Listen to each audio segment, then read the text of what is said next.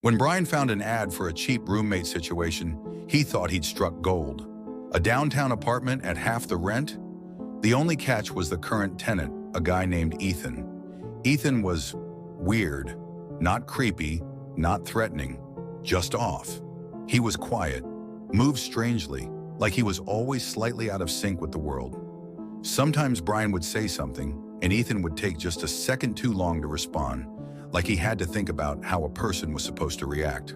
But whatever, Brian needed cheap rent. He ignored it.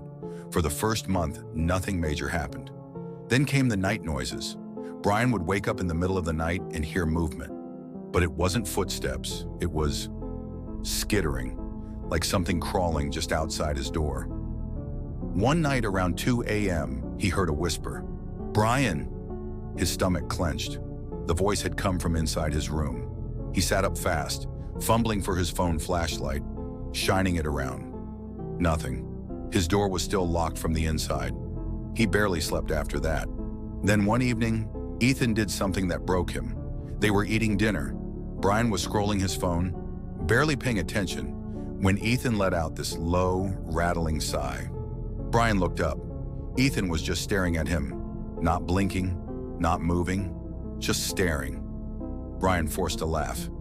"Dude, what?" Ethan's lips parted slightly. Then in a voice that wasn't quite right, he asked, "How do you do it?" Brian frowned. "Do what?" Ethan tilted his head. "How do you pretend so well?" Brian's stomach twisted. Ethan smiled, a too wide smile. Then in Brian's own voice, Ethan repeated, "Dude, what?" Brian dropped his fork. His hands were sweating. "Not funny." Ethan just stared a moment longer, then went back to eating, like nothing happened.